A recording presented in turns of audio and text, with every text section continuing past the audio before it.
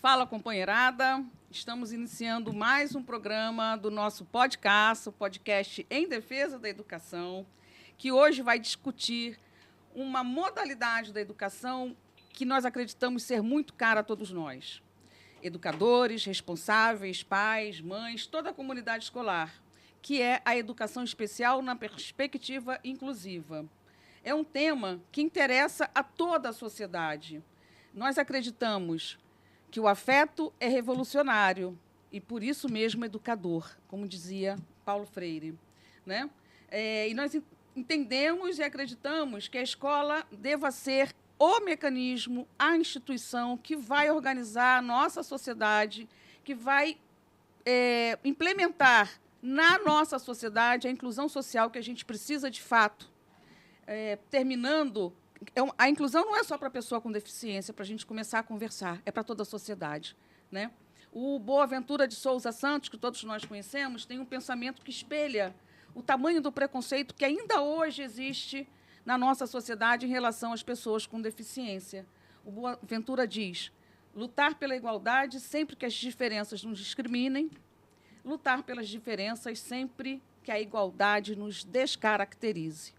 E, por isso, hoje, nós trouxemos aqui uma pessoa incrível, que eu tenho um afeto enorme já, com pouco tempo de convivência, a companheira Alessandra Mello, coordenadora do movimento Trissomia 21 e uma mãe atípica. Muito prazer, Alessandra, que bom ter você aqui com a gente. Ai, a honra é toda minha. Como eu te falei, é o meu primeiro. Estou aqui estreando um podcast, não primeira vez na frente das câmeras, mas é um primeiro podcast, né? E é uma honra estar estreando com você, que é uma pessoa aguerrida como eu, que está aí na luta pela educação. Eu estou num recorte da educação, né? Mas é uma honra poder estar estreando com uma pessoa brilhante como você. Obrigada pelo convite. Imagina. Eu queria ter o brilho no olhar que vocês, mães atípicas, têm. Eu acho que, como profissional de educação, eu ainda tenho brilho no olhar, ainda gosto muito, sabe, de ser considerada profissional de educação, ser chamada de professora, mas temos muito a aprender com vocês. E, para começar, Alessandra, o que é o movimento Trissomia 21? Antes de eu começar, eu preciso me autodescrever, porque só é bom quando todos, né, estão incluídos. Então, assim, a inclusão, você tem que entender que atrás dessa lente pode ter uma pessoa cega que não vai conseguir saber como sou eu e você falando aqui.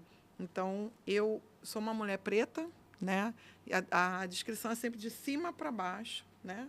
Então, assim, tom da pele vem à frente, eu sou uma mulher preta, eu estou de tranças verde escuro com verde claro, misturada, tipo um reflexo.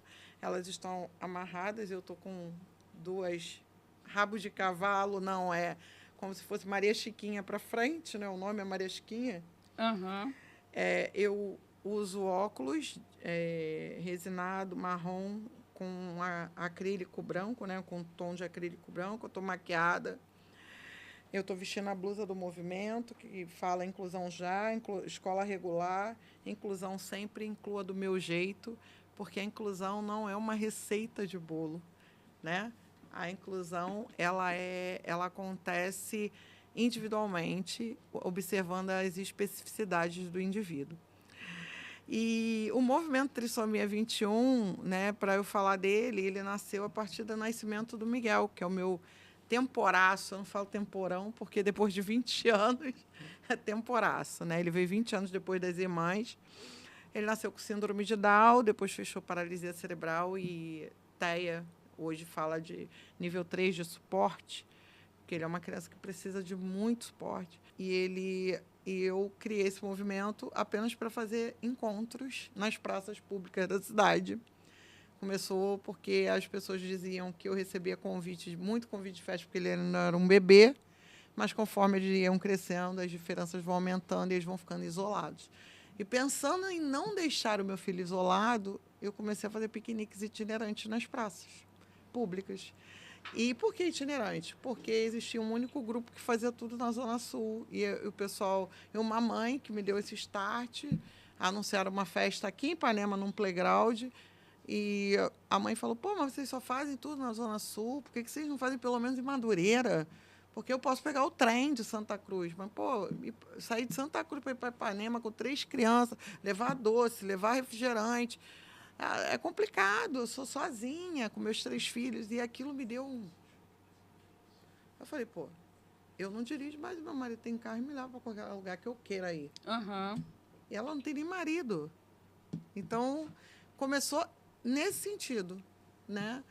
E quando o Miguel necessitou do suporte da rede municipal, que ele entrou aos 2 anos, com 3, eu precisei ir para a justiça, para judicializar algo que qualquer pessoa poderia ter feito sem causar, para mim, que era a mãe que já tem um peso muito grande, uma necessidade de buscar o judiciário para poder... aquilo tudo que os profissionais que estavam com ele viam, relatavam em relatório, não só profissional da terapia como da escola. E aí o judiciário me deu e eu me tornei a primeira mãe do Rio a reter filho em creche pública. E eu divulguei na rede. Quando eu divulguei na rede, veio um boom de mãe querendo saber o que eu tinha feito, porque o filho dela precisava da mesma coisa. E eu entendi que eu não podia ficar só nos eventos, né? E aí o movimento Trissomia, ele precisou dar um passo à frente. E foi a partir daí que eu comecei a frequentar as audiências na Câmara, comecei a fazer manifestação, pegar as mães, botar lá na porta da prefeitura, a gente levava apito, corneta de copa, aquelas coisas, botava as crianças uniformizadas, levava cartaz, tinta, fazia as crianças pintar, dizer, segurar as cartazes dizendo eu mereço educação, né, eu tenho direitos, essas coisas. E começou daí, né? Foi... Que bom. Já começou na luta. Sim, na direto, luta. Né? Então, eu disse que eu ia aprender com você hoje, né? Eu vou me apresentar também. Eu sou uma mulher branca, baixinha, tenho 1,59 m e tenho cabelos curtos, de cor bem escura. Uso um óculos arredondado preto com hastes douradas. Estou usando uma camisa de cor roxa, de calça de jeans também, que não aparece aqui no vídeo. Alessandra, apesar de muitos avanços na legislação, nos marcos temporais, né, nos marcos legais, que vêm sido conquistados nas últimas décadas aqui no Brasil, mas vem desde a Declaração Universal dos Direitos do Homem, em Salamanca, né, no Congresso de Salamanca, e Montreal, e tantos outros que a gente ouve, estuda, né? Aqui no Rio de Janeiro, apesar esses avanços legais, né, jurídicos, desses marcos legais, como é que está a luta por direitos, inclusão e a promoção de um ambiente social, educacional, né, que acolha na rede municipal, aqui da cidade do Rio de Janeiro, crianças, jovens e adultos com deficiência? Como é que é hoje, né? Está funcionando essa inclusão aqui no Rio de Janeiro? Você falou que a sua luta começa com Miguel mais ou menos em 2013, né? Nós estamos há uma década, Sim, né, depois de 2013. E como é que está essa inclusão na rede municipal do Rio? Assim, é muito mal feita, uma inclusão muito mal feita. Apesar da gente ter sido pioneiro de ter um instituto público no país inteiro, não existe. A gente tem um instituto, Helena Antipoff, que, teoricamente, está ali para capacitar e formar, né, profissionais para atender esse público. Isso não acontece. A gente não acontece primeiramente porque a gente aprende ao longo da caminhada por 2 motivos: falta vontade política, falta dinheiro, né? Porque você só avança na política com essas 2 coisas, né? Ou você tem vontade, você não tem dinheiro, mas tem vontade, ou você tem o dinheiro e não quer investir, que é o que acontece. O prefeito não quer investir na educação inclusiva. Lamentavelmente, ele olha para a pessoa com deficiência como uma pessoa que é um peso para a sociedade, que não merece investimento. É dessa forma que a gente encara,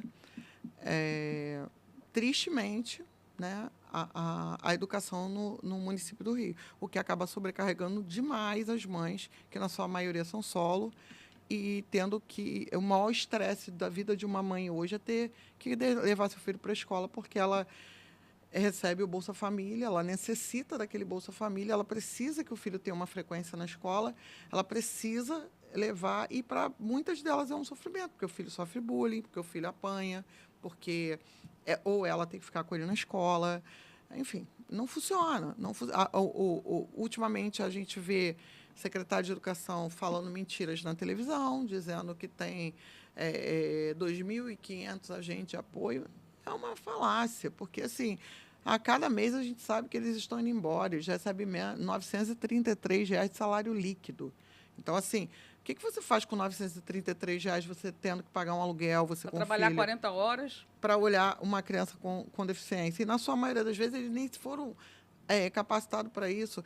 E, quando foram, muitos têm até medo de fazer a higiene da criança. E, assim, é dever deles oferecer isso, e muitos chegam e falam, não troco fralda, liga para a mãe trocar a fralda da criança na escola. Então, assim, acontecem muitos absurdos por conta dessa inclusão mal feita. Você me deixou muito à vontade, Alessandra, porque o Podcast tem sido... pretende ser, né, uma voz em defesa da educação, e, nesse sentido, a gente tem cobrado muito do governo estadual e do governo municipal estrutura, investimentos em educação, para que as escolas tenham infraestrutura adequada, para que os profissionais sejam valorizados de fato, né? Agora, esse prefeito, é bom que se diga, o atual prefeito na cidade do Rio de Janeiro, ele é privatista. Eu atuava na Câmara de Vereadores, ele é privatista e se orgulha de ser um tecnocrata privatista. Eu atuava na Câmara de Vereadores, eu te perguntei em que ano começou a sua luta, em 2009, na primeira gestão do atual prefeito da cidade do Rio de Janeiro. E ele tinha uma secretária de Educação que iniciou, naquele momento, pouco depois, havia sido aprovado que o Fundeb, para cada criança incluída, a prefeitura receberia em dobro. E, em 2009, imediatamente após assumir o cargo de secretária de Educação nessa prefeitura, eles começaram a formar uma inclusão a qualquer preço, a qualquer custo, né? E muitas crianças, naquele momento, tiveram déficits em todo o seu desenvolvimento. Todo o desenvolvimento que tinha acontecido naquele momento, as crianças sofreram um déficit muito forte. Sim. Porque a inclusão foi feita de qualquer maneira, né? Sem escolas adaptadas, inclusive, sem salas de aula e sem os mediadores, sim, sem a dupla regência na sala de aula. Sim. Enfim, eu ia falar sobre isso. No campo pedagógico e psicossocial, essa minha experiência, que vem de 2009, diz que a prefeitura ela atua apagando incêndios. Inclusive, a secretária, naquela época, dizia que a questão da inclusão, da educação especial na perspectiva inclusiva, tinha que ser resolvido caso a caso. Né? Eu acho assim que até hoje. A prefeitura, pois ela apaga incêndios, ela enxuga gelo. Né? Para vocês, mães atípicas, a Secretaria Municipal de Educação, que inventa múltiplos programas, projetos educacionais, ela tem conseguido diminuir, pelo menos, a estigmatização que as crianças com deficiência sofrem no dia a dia, dentro e fora da sala de aula? Tem ajudado de alguma forma? Existem programas da secretaria? Assim, colocados em prática, não. Assim, a gente, como eu falei, tem o instituto que deveria ser referência, perdeu o espaço total para o CREI, assim, em matéria de... Porque o CREI, o do SESC e SENAC, vai fazer a formação deles em parceria. Eu até confio muito na pessoa que está lá no CREI. Sim. É uma mãe atípica e é altamente capacitada para isso. Mas, assim, a iniciativa privada que vai capacitar a educação pública, por quê? A gente vê uma terceirização do serviço, estão colocando agentes de apoio contratado, a gente tem casos de denúncia de criança que estuda em turno único, tetraplégica, oriundas do Zika, da síndrome congênita do Zika vírus, que na sua maioria são crianças tetraplégicas, que fazem uso de GTT, que a pessoa não sabe o que é.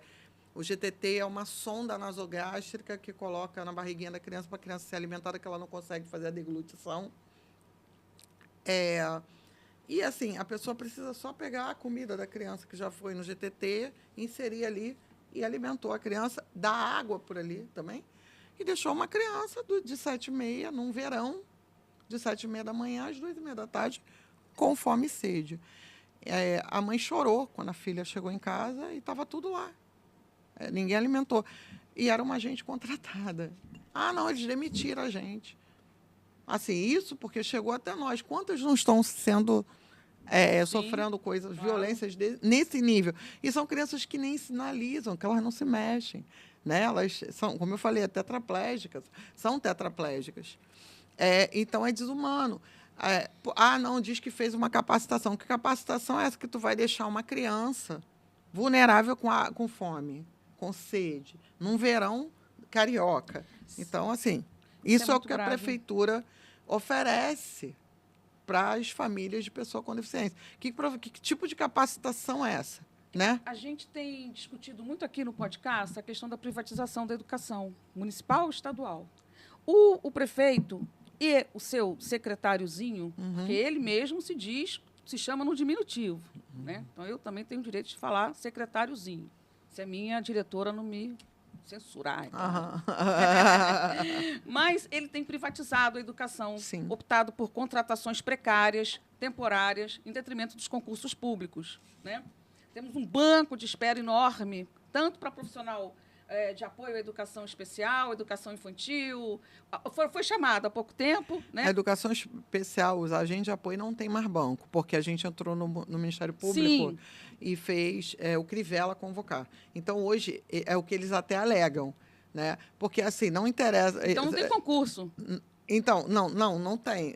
O que a gente quer é o concurso. Isso. Porque o concurso... Aí eles falam que não vão fazer concurso porque só pode fazer para até 150 por causa da lei de responsabilidade fiscal. Isso não nos interessa, porque o que nos interessa é o banco. Porque aí a gente vai até o Ministério Público, sim, e o Ministério Público determinando não vai cair no colo do prefeito essa responsabilidade fiscal. Exatamente. Porque foi o Ministério Público. Mas eles não querem. Eles não querem fazer concurso público e continuam terceirizando o serviço. Eu queria saber, Alessandra, um pouquinho sobre a infraestrutura das escolas, né, para garantir acessibilidade nas escadas, nas salas de aula, nas salas de recursos, se estão montadas devidamente, se os profissionais, né, se existem profissionais adjuntos de apoio à educação especial, os agentes auxiliares de educação especial, a própria alimentação, né, pois algumas crianças precisam de alimentação especial. Sim. Queria que você falasse mais um pouquinho sobre a estrutura dessas escolas.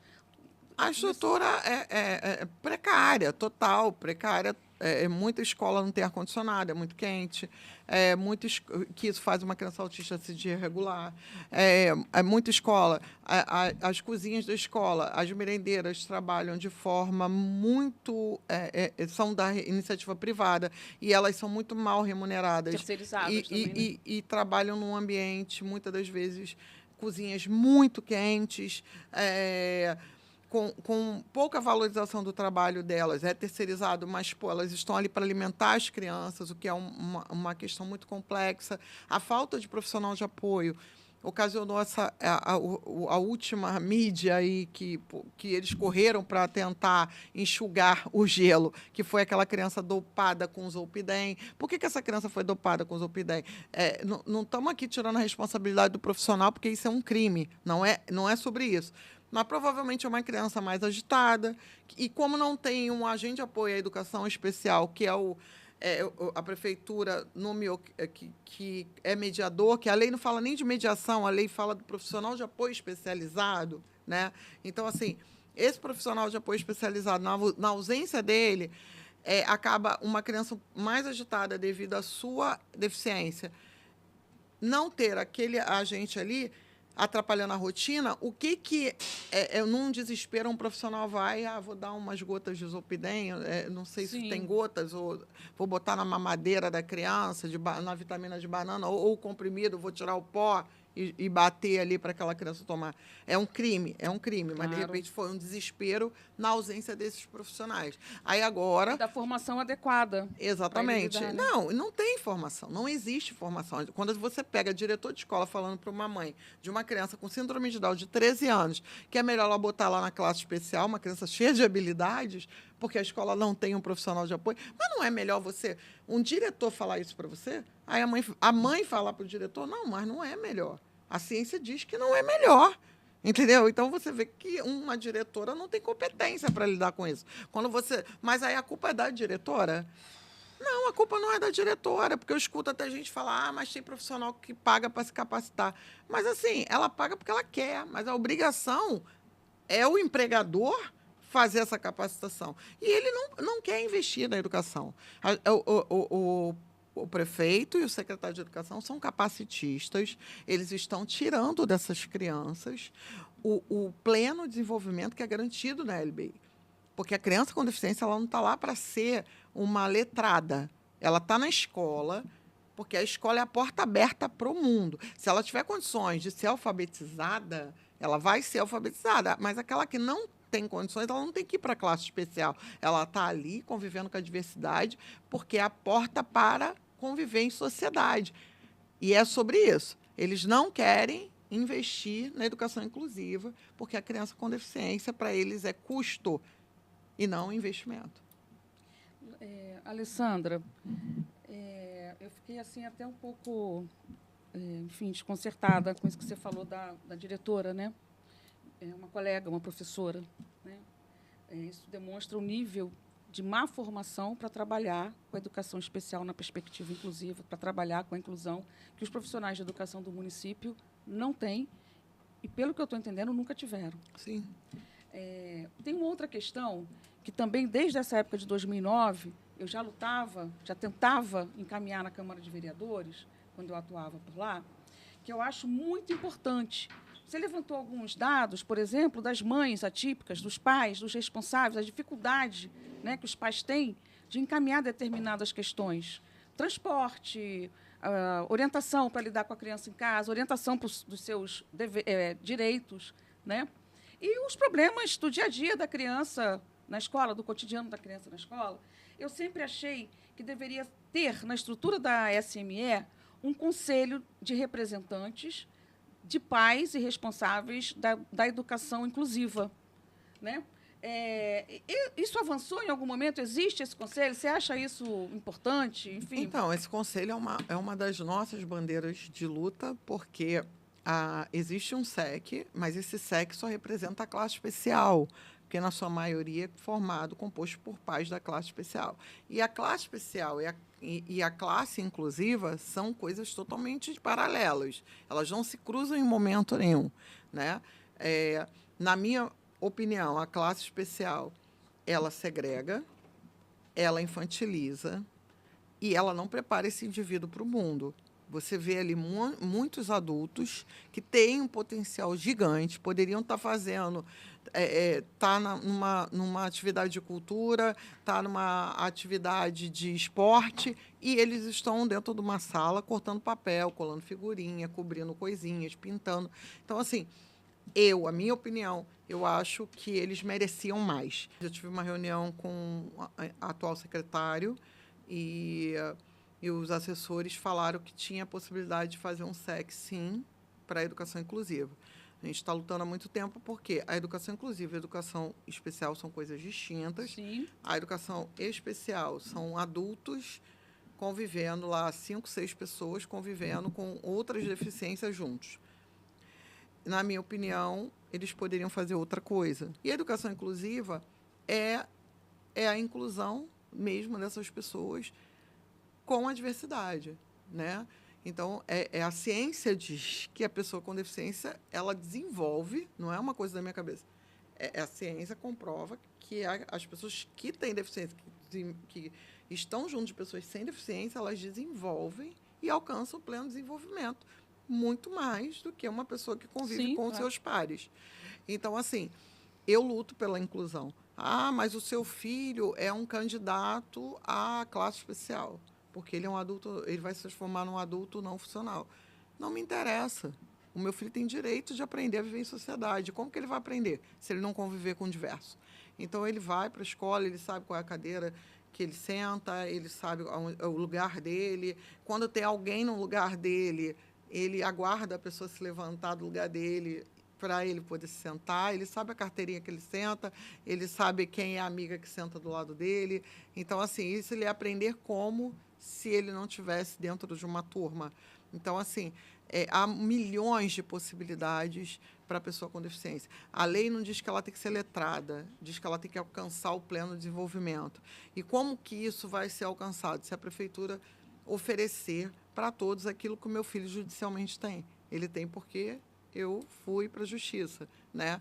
Agora, as outras crianças não têm porque eles não sabem o direito que têm. E o Instituto Helena Antipoff, é importante pontuar, ele deveria se fazer presente na matrícula daquela criança. Quando você vai lá apresentar o documento para a escola, comprovando a idade da criança, certidão, tudo, a escola, é uma criança com deficiência, ela deveria ter uma cartilha, olha, a senhora tem que entrar em contato aqui com esse instituto aqui para agendar uma avaliação do seu filho, ver qual o tipo de suporte que ele precisa, mas isso não é feito, é um básico, entendeu? Isso é o mínimo.